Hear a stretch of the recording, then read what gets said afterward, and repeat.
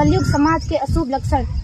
कुटुंब कम हुआ, संबंध कम हुआ, प्रेम कम हुआ, मर्यादा कम हुई, लाज लज्जा कम हुई, विनम्रता कम हुई, समर्पण कम हुए, पुस्तक वाचन कम हुआ, खान पान की शुद्धता कम हुई, बाल कम हुए, कपड़े कम हुए, नींद कम हुई, घी मक्खन कम हुआ, पीतल तांबे के बर्तन कम हुए, भाई भाई का प्रेम कम हुआ, सत्य कम हुआ, अतिथि कम हुए, धैर्य कम हुआ, श्रद्धा और विश्वास कम हुआ, बड़ों का सम्मान कम हुआ और भी बहुत कुछ कम हुआ, जिससे जीवन सहज था, सरल था। संतान को दोष न दे, बालक या बालिका को इंग्लिश मीडियम में पढ़ाया, अंग्रेजी बोलना सिखाया, बर्थडे और मैरिज एनिवर्सरी जैसे जीवन के शुभ प्रसंगों को अंग्रेजी कल्चर के अनुसार जीना ही श्रेष्ठ माना।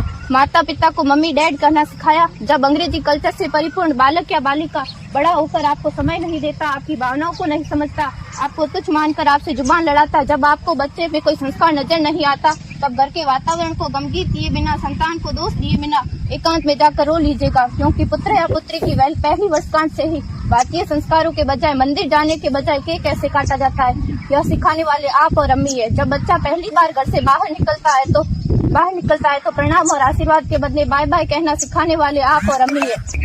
हम परीक्षा देने जाते समय इष्ट देव बड़ों के पैर छूने के बदले बेस्ट ऑफ लक कहकर परीक्षा भवन तक छोड़ने वाले आप और अम्मी है। बालक या बालिका के सफल होने पर घर में परिवार के साथ बैठकर खुशियां मनाने के बदले होटल में पार्टी मनाने की प्रथा को बढ़ावा देने वाले आप और अम्मी है।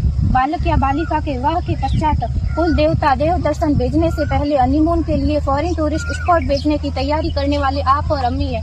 ऐसी कई ढेर सारी अंग्रेजी कल्चर्स को हमने जाने अनजाने स्वीकार कर दिया है।